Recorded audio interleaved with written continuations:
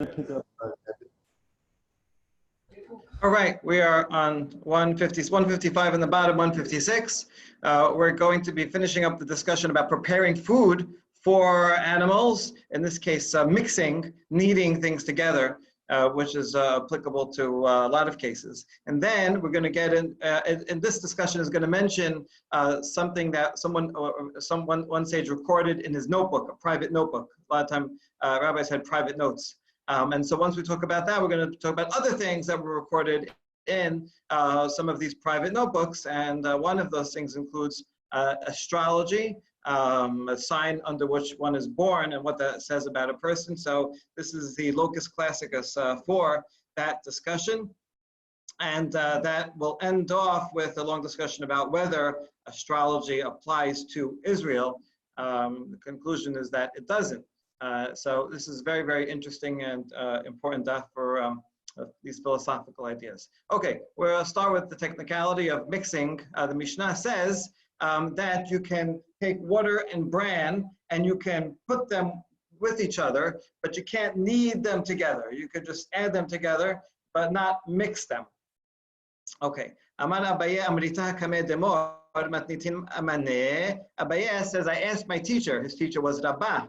His question is, who is the author of that Mishnah, our Mishnah, that says that you can put the water and bran together? Amarli, Rabbi Yosef Bar Yehudahi, Betanya, Ahad noten et hakemach, ve'ahad noten et chomayim, Aharon hayav, Divrei Rabbi. Rabbi Yosef Bar Yehuda Omer, Eno hayav ad sheyegabel. The Tanakh Kama says that if one person puts flour and another person puts water, this time regular flour, human food, the second one that puts in the water is chayav kneading, even though they didn't actually knead it together. Just by adding the water, that person is chayav. That's the first opinion of Rabbi. Yosef Bar Yehuda, however, says no. The person that even the second person that adds the water, that's okay. Only if you actually knead it together. So you see, according to the Yosef Bar Yehuda, just putting two ingredients together is okay. Okay, sorry, I just lost internet there for a second. Welcome back. Okay, so we said that Rabbi Yosef Bar Yehuda must be the author of this Mishnah because he's the one that says you can mix two things together as long as you don't need them.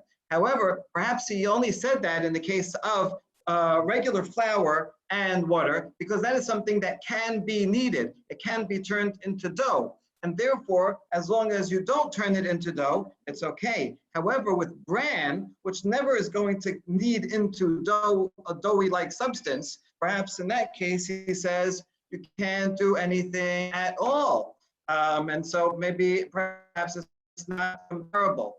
And maybe he's author.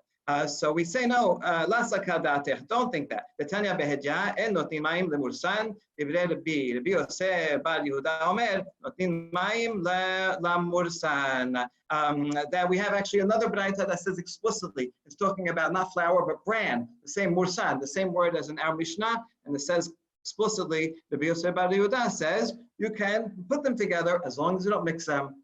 Okay, so we have an explicit source. Tanu Rabbanan en govlin et hakali, v'yesh omrim gomlin. A kali is roasted grain, like cracked wheat. And so that also, if you mix it together, some people, you're not allowed to mix it together, it's Tanakh Kama. Some say that you can mix it together, you can knead it together. Man v'yesh omrim, who is this person that says that it's permitted? Amar Rav Chisda, Rabbi Yosef Bar Yehuda. Okay, our same sage, who's lenient in these matters. He must be that opinion. In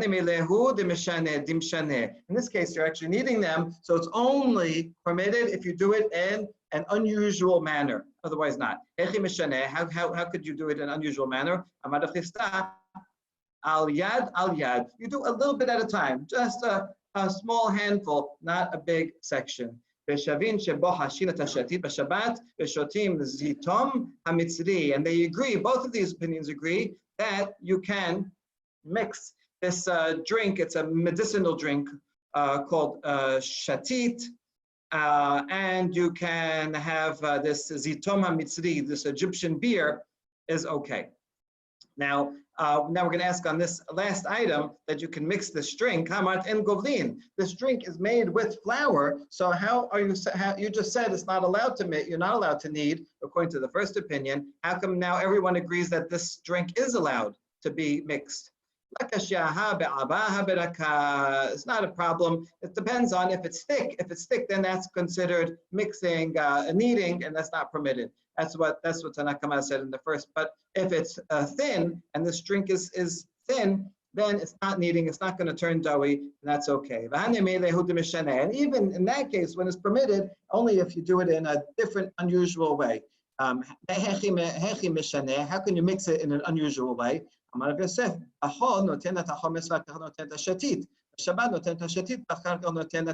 usual way of preparing it during the week is first you put vinegar and then you put the shatit, which is honey and a flour mixture. On Shabbat, do it the other way. First put the shatit and then put the vinegar. And that way it's a reminder that you're not going to go and assume that mixing and kneading other things like it is allowed.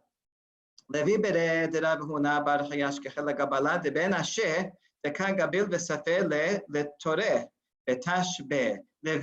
the son of Rav Huna, he found one of the people working in his house, the guy in charge of kneading the bran to feed the ox. He's in charge of preparing the food for the ox. He found that he was mixing it on Shabbat. And he said, Levi thought it's not allowed. And therefore he kicked him. He said, don't do that again.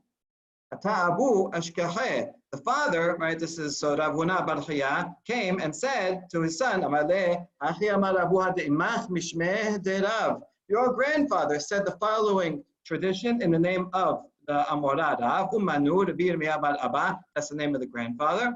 Goblin, said you are allowed to knead this for the animals. What you can't do is force feed it to the animal. So you see, our servant in the house, he's following our home tradition. This is what our grandfather did, and he had a good source. And if it's a calf that doesn't know how to eat well yet, then you can even force it down its throat. But all that, you have to do it in a different way. When you're mixing, going on the mixing part, mixing the bran, that's okay, but as long as you do it in an unusual manner. What is that unusual manner? Don't mix it around, but rather mix it vertically, horizontally. And that way, that'll be a good reminder that Shabbat, and you can't, in general, you cannot knead other dough. Wait a second, but it's not going to mix well just by doing that. Another way to do it is you take it from one bucket and pour it into another bucket and pour it in another bucket, and then just by pouring, it'll get mixed. Okay, here we have the notebooks. We know that Torah Sheba'al Peh is supposed to be oral. And it usually was transmitted orally, officially. However, students would sometimes take notes, private notes, which is fine, what they were allowed to. These are not official documents. You couldn't, present them as a source of tradition, but just for a student's own memory, they sometimes wrote things down. So Talmud doesn't usually quote them, but once in a while it does. Ketiv apin kaset amarit kodam Rabbi umano Rabbi Chaya. It says, I said in front of my rabbi, his rabbi was Rabbi Chaya. That doesn't say that in the notebook, right? That's in addition. In the notebook, it just said, I asked my rabbi, and now we're just in parentheses, his rabbi happened to be Rabbi Chaya. Mahu legabel, are you allowed to knead these mixture together, bran? What are asur? No, you're not allowed. How about emptying one vessel to another, pouring one pail to another, which we just said one can do. Amar mutar, it is allowed. So you see this pinkas is not really proof because we already had this tradition, but it's an added source that can confirm what we already have from the previous tradition.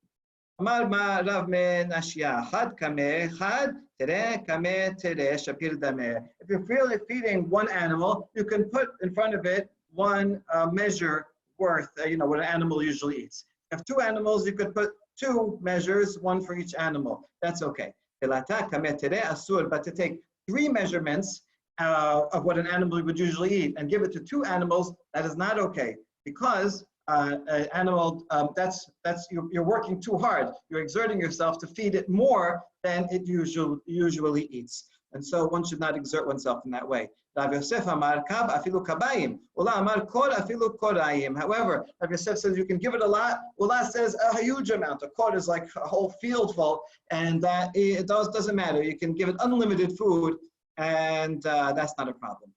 Okay, more things that are written on notebooks. Where does this word come from? This pinkas. Pinkas. It's a Greek word, pinax. Pinax is a wax tablet. It's usually a double, it's wood and it's double, it folds up and folds out, and you write it on wax, and then the back of it is flat and it's easy to erase that way. These were used in Christian schools for centuries and centuries, and those were made in a shape that was rectangle and then rounded on top.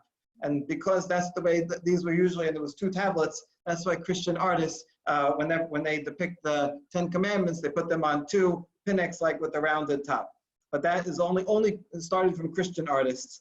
All Jewish depictions and descriptions have only rectangles. So the pinax has an influence on almost every Bet Knesset around. Although there are a few Bet Knesset that retain the original Jewish tradition of rectangle tablets.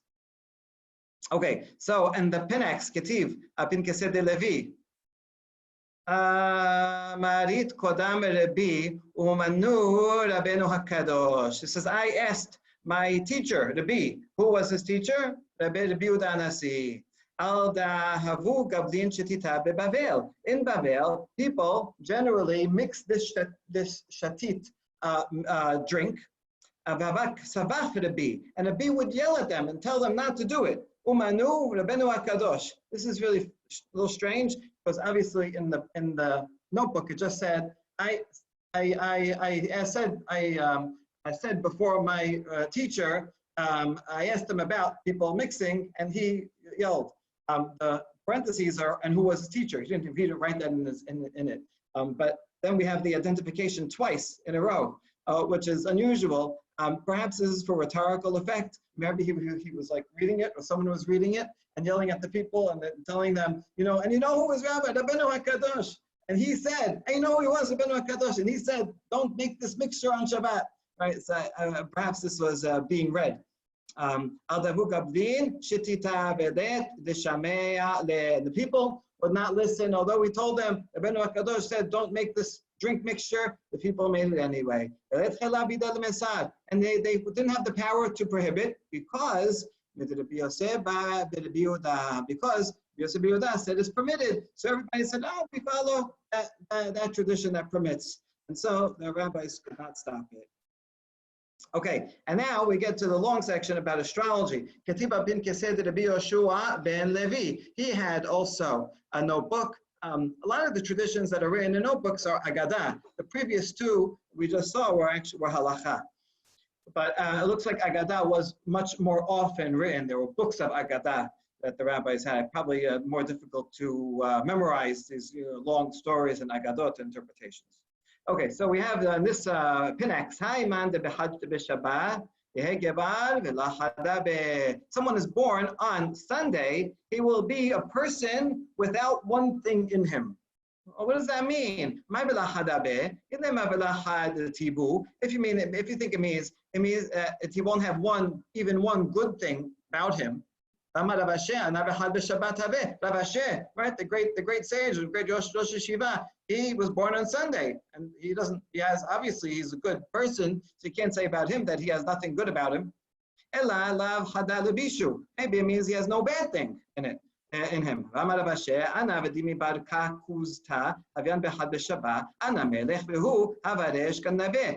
said that he and this other guy, Bar Kakuzta, his name sounds evil, right? Like cacophony, or so, right? Kakos in Greek means bad. So his name is, evildoer. We were both born on Sunday, and Rav Asher says, I'm the king. That means he's the Rosh Yeshiva. They would call that to be a king. I'm Rosh Yeshiva, and he is the head of the thieves, right? He's the head of a gang. So, we're opposites. Ella, so it can't mean that he has not one good thing or means not one bad thing. Ella ikulet tibu ikulet to be sure. Rather, it means the person will be an extremist. Either he'll be very, very good or very, very bad. Why? Because in the first day of creation, we have light and dark. And so either you're going to be sons of light or a son of dark. It may be up to you which path you go on, but the fact that you'll be an extremist, that is predestined. If born on Monday, that person will be short-tempered. Because on the second day of creation, the waters above and below were separated. So separated division, contention, and there's other midrashim about when Hashem separated the waters below didn't want to go down; they wanted to stay up, and they tried to rebel. God had to push them down. So this was a day of separation and contention. So someone born in that day will be contentious. Someone born on Tuesday is going to be rich but promiscuous. Because vegetation was on that day. Vegetation is a lot, very rich, but also multiplying a lot. So that's hence the promiscuity. On Wednesday, someone's born on Wednesday, that person will be wise and clear. Because the luminaries were created on that day, so that person will be enlightened.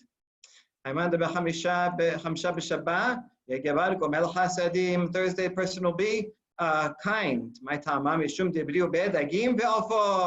Fish and fowl were born on that day, and their food is all ready. They don't have to go and hunt and work very hard. They just swim around and eat, plankton and stuff. And so you see, God is gomel chesed. It's kind to them. So anyone born on that day will have that aspect too.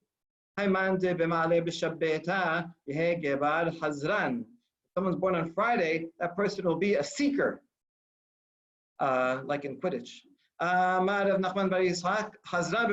What is he seeking? He's seeking mitzvot. Someone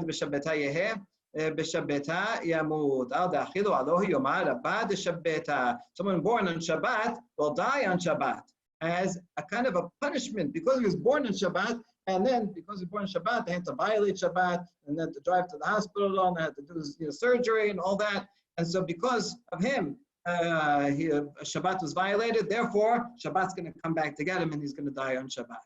So that sounds negative, but we usually think of it as positive because of the next statement. But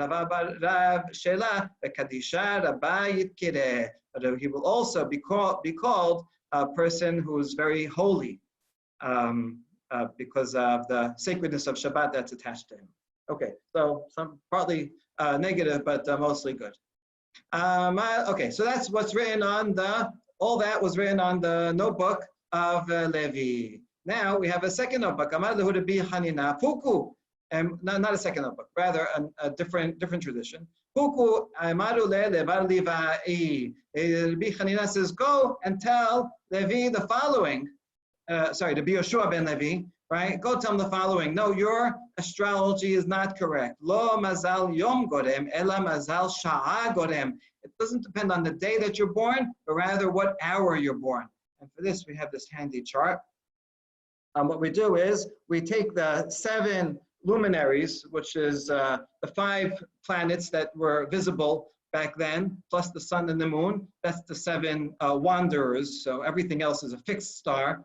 But these are the 7 things in the sky that move around.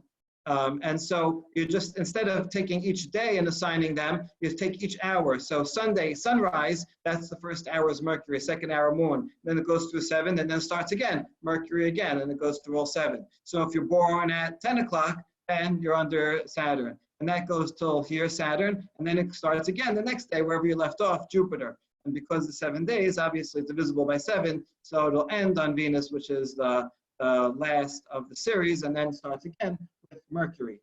So you have a full week of all the hours. So you have to go and check your birth certificate, see what hour you were born, and match it up with this. and then you can tell the system according to Rabbi Hanina. So let's see, what does he say? Lo mazal mazal sha'a gorem, the constellation of the hour is what determines a person. Hayman de behama yegebar zivtan.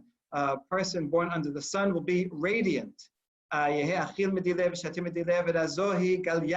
He will eat of his own and drink of his own. In other words, he won't have to rely on other people, and he will not be good at keeping secrets, because the sun, is bright and open. And he will not be successful as a thief, because he'll be found out. All right, but he can be successful in other ways. So don't be a thief. A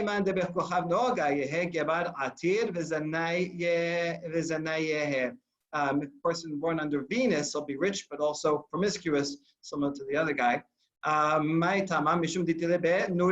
Because fire was created during the time of Venus. Venus was in charge. Okay, fire is connected to the evil inclination. Mercury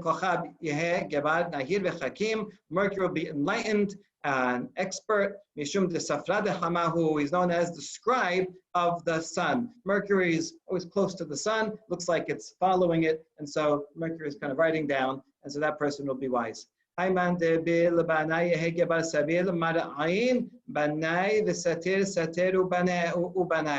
who's born under moon will have a lot of pain. He'll build, but he'll be destroyed. He'll destroy, he'll build. Keeps going, I guess, round and round, kind of a cycle of the moon. And he will eat not of his own and drink not of his own, like the moon that doesn't have its own light, but steals the light from the sun. So too, this person will be dependent on others, but his secrets will be covered, like the moon is covered. If he's a thief, he'll be a successful thief. Not that it's recommending that he should be a thief, but that he won't get caught.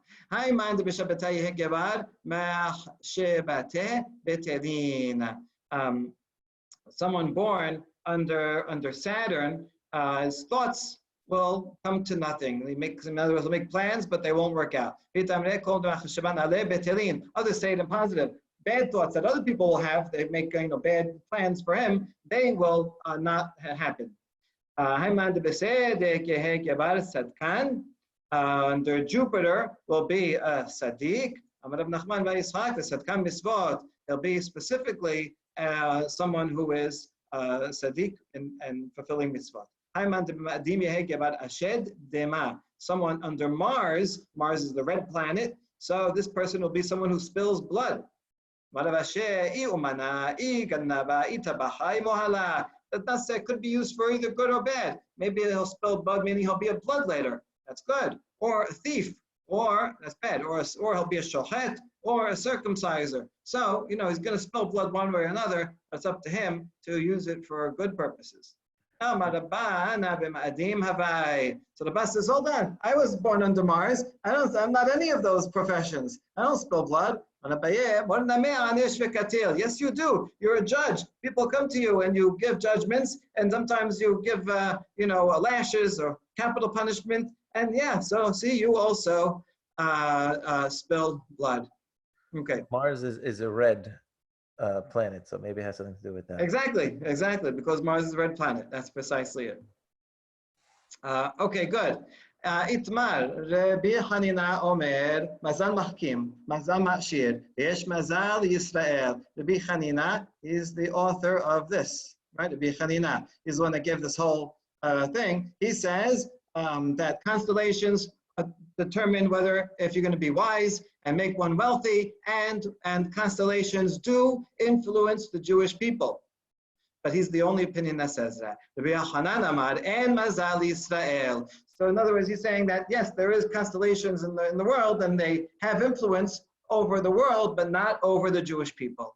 As that Rabbi Yochanan the Tamed, Amar Rabbi Yochanan minayin shel Mazal Yisrael shneimar. V'amar Adonai et derech hagoyim al tilmadu, v'atot hashamayim al tehatu, ki yahatu hagoyim mehem yahatu, velo Yisrael. And Yirmiyah says, don't learn the way of the nations, right? And don't follow the signs of heaven. That is for them. That's their thing. But Hashem says, you are my people. We have a special connection. I control you directly, right? You don't have to go through that bureaucracy. But you need something, you just call me directly and I'll take care of it. So therefore, we don't, Jewish people does not have to follow the, is not controlled by that, by the constellation bureaucracy. Also, so we have Rabbi Yochanan, the first generation Amorah in Israel. Rav, the first generation Amorah in Bavel, says En Mazal Israel. Damar Rav Yehuda Amar Rav, Minayin Shel Mazal Israel Shnemar, Vayoseh Oto Hachutza. Regarding Abraham, says Hashem takes him outside. Okay, the Pshat is he takes him outside. He says, I'm not going to have children. Takes him outside. He says, go look at the stars. See how many stars there are? That's how many your offspring will be. Okay, well, why is he looking at the stars? Really just to count them? No, maybe he's looking at astrology. Amar Abraham, he says, look at the stars. It says that my servant is going to inherit me, not my biological heir. He says, no, but there's someone that comes from your own, from your own seed. Right, that's, there you go, the word astrology, right, is istad, and it becomes a Aramaic word, Hebrew word here. Comes from the Greek. And I see that the stars tell me I'm not going to have a child. When it says, he brought him outside, it means, has a double meaning. Not only that he took him outside, but maybe they're already outside. He says, leave your reading of astrology, is what he said, because it does not apply to you. Why? What are you looking at? Because Jupiter is in the west? Is that your indication? Okay, I'll move it. So he takes the star and moves it to the east. Okay, see, now it's going to have it. Well, who controls the stars? God controls the stars, so you're not controlled by them. And you could connect this with Pasuk in Yeshaya about Hashem who controls Sedek and controls everything. Okay. And Mazali Israel. So we have Rav, now the other great sage, first generation sage in Babel. Shemuel agrees. The Shemuel Ablet Havu Yatebeh. We have a great story here about Shemuel and this guy Ablet. They were sitting, and while they're sitting, they saw two people walking down to the lake. Ablet said, I bet you this guy is going to go and he's not going to come back. He's not going to make it. He's going to die. The snake is going to bite him and he's going to die. Now, if he's Jewish, then he'll be okay. He will go and he'll come back fine. So this is the funny part of the story. They're just sitting there. I mean, they're having a bet whether the guy is going to die or not. I mean, depending on if he's Jewish, if he's right, if they're really worried, they should go and warn him or make him not go. But okay, they're sitting back. They're going to see what happens. They're not going to not interfere with the predetermination. So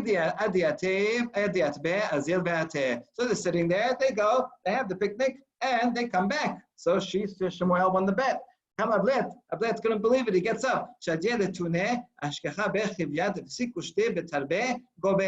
Ablet opens up his bag, and inside he finds a snake cut into two.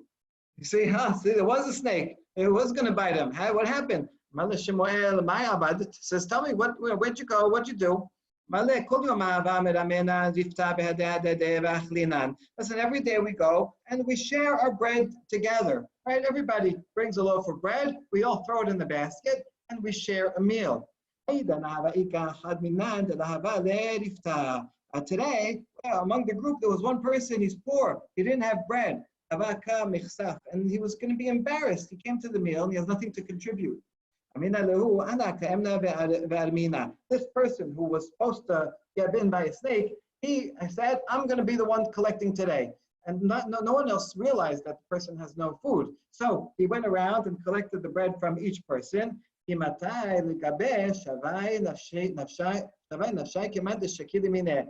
to that person who didn't have any bread, I made a gesture, I made believe I took something from him, and that way nobody noticed that he didn't have anything. So that he wouldn't be embarrassed. So Shemuel says, you did a great deed. נפק שמואל ודרש ושתקה תסיר ממוות ולא ממיתה משונה אלא ממיתה עצמה. Quote the famous pasuk in Mishle, right? Charity saves from death. Not only doesn't mean that only that it will save from unusual death, but the person will die, just die in a nicer way. It means that this person was destined to die and be bitten by a snake, but because he did a good deed, he got out of it. So what you see is that predestination in general does work. Astrology, the system of astrology, the rabbis did believe in, but they felt that one can overcome it, and ultimately one's deeds are actually what determine what will happen. So there's kind of a default, but you can override it. Okay, now we're actually going backwards to the Tanaim, the greatest Tana. Rabbi Akiva also agrees in Mazal Israel. Did Rabbi Akiva havya le berata amri le kaldae? He had a daughter, and the Chaldeans, meaning the Babylonians, they were experts in astrology. And this one astrologer went and said, Yohahu yomad ayla lebe ganana tarek le havya umita. The day that you get married, they told him, Rabbi Akiva, the day that your daughter gets married, a snake will bite her and die. All right, well, if I believe them, then maybe we wouldn't have a wedding ceremony, but Havya Diga, I guess they didn't believe him. So the daughter, she was very worried about this, but she got married anyway. On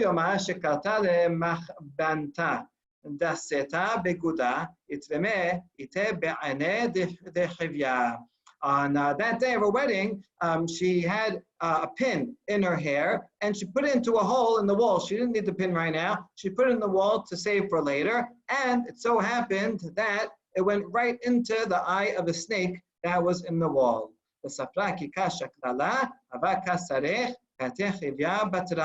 the morning, she went to get the pin, and out came the dead snake. So sure enough, the astrologers were right, that the snake was there and was destined to bite her.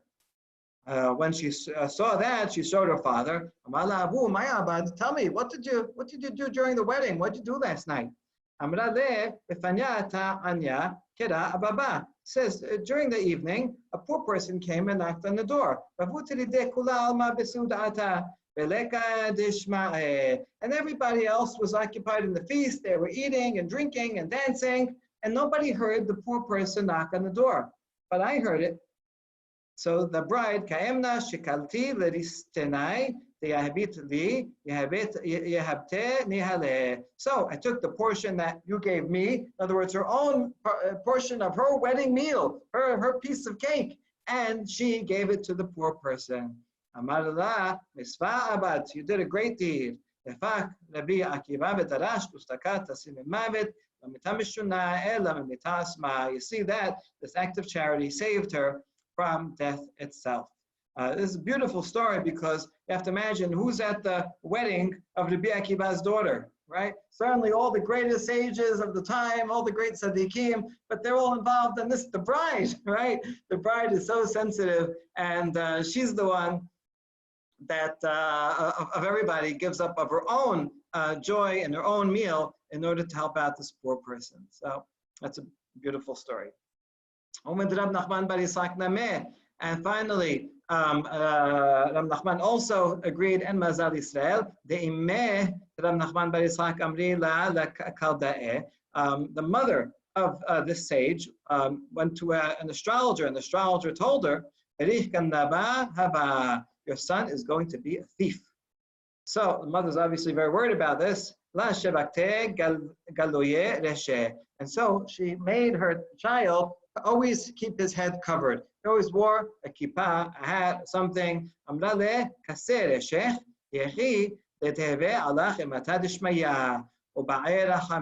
Says always keep your head covered so that the fear of heaven will be upon you, and always pray for divine mercy. This is one of the sources of wearing a kippah, and the symbolism of wearing kippah as having the fear of heaven upon one's head. She never told them what the astrologer said. I guess wisely, she didn't want it to be a self-fulfilling prophecy. And so he didn't know why. He just knew that his mother said that, and so he always kept his head covered. One day he was studying under a palm tree. One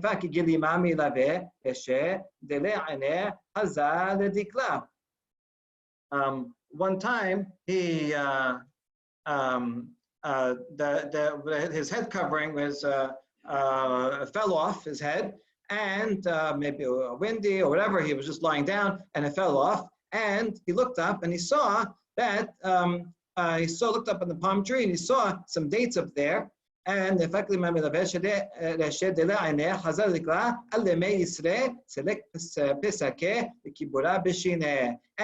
was not his tree. He was sitting under someone else's tree. And he saw that, and his inclination overcame him. He climbed up the tree and took a bunch of dates with his teeth. In other words, he stole them. He was like overcome. He was a thief. And you see that the astrologer was right, that he had an inclination, a default to be a thief, but he was able to overcome it by having Yirat Shamayim. As long as he had Yirat Shamayim, the effect of the astrology was not upon him, and he was able to. But it was still always there, kind of right there underneath. Okay, so that's the end of the section about astrology, and we'll start with the Mishnah, a little bit of the discussion. The next Mishnah.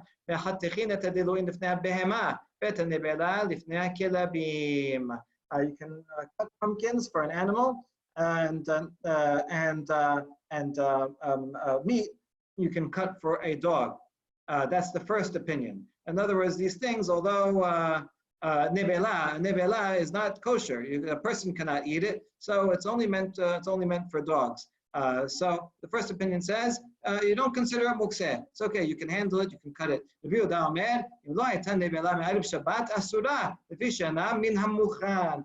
says, if it had died before Shabbat, and I said, oh, I'm going to use this as dog food, that's okay, because then you had it in mind, it's not mukseh. But if it died on Shabbat, then it's not mukhan, it's mukseh. And so you cannot cut it. If the dog can go on his own and do whatever it wants, but you cannot cut it and prepare it and give it to the dog. So the first opinion doesn't say who it is, but we know from everywhere else it's the Bishimon. Bishimon is lenient regarding mukseh, and Yehuda is stringent. Okay, who is the halacha like? Itmar amar olah halacha k'Rabbi Yehuda. So he's stringent, says not allowed, it is mukseh. Shmuel amar halacha k'Rabbi Shimon. He says it's not. Afrav sabar halacha k'Rabbi Yehuda mid de chirache dezuzeh derav asar ushmuel share.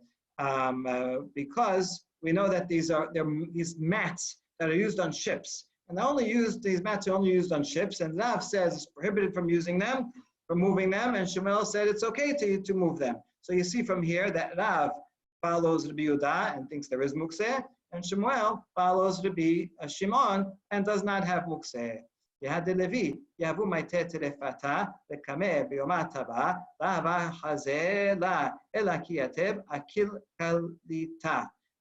Levi follows Rabbi Yehuda and says that there is mukseh, because when they brought him a slaughtered animal and they weren't sure if it was kosher or not, they brought it to him to check. So first he would put it on the garbage pile, and then he would go check if it's taref or not. Because if it was taref, then you wouldn't be able to move it anymore. In other words, he didn't think that you can go and then cut it and feed it to the dog. And so you see that he followed Rabbi Yehuda. Amar Dilma lamit kashira. He says maybe it's not kosher. I can't even give it to the dogs, and so that's why he did it. He did it that way. Shmuel amar halacha Rabbi Shimon, which actually we just saw. Vav Zeiri savar halacha Rabbi Shimon. Zeiri also was lenient. Itnan behema shemeta lo yizizena mimekoma. V'tirgema Zeiri bebemat kodashim. Ava becholin shapir dameh. A Mishnah that says an animal that died, you can't move it. And Zairi said, when it says you can't move it, it's talking about something that's kodashim. Because it's consecrated as kodesh, and no one can use it. You can't use it at all. But if it's chulin, if it's a regular animal, then he says it's okay. You can cut it up and feed it to the dogs. So you see that Zairi also followed Rabbi Shimon and says that it's not mukseh. And tomorrow we'll see the opinion of Rabbi Yochanan, and actually tomorrow we will Be'ezrat Hashem, actually conclude the Masechet.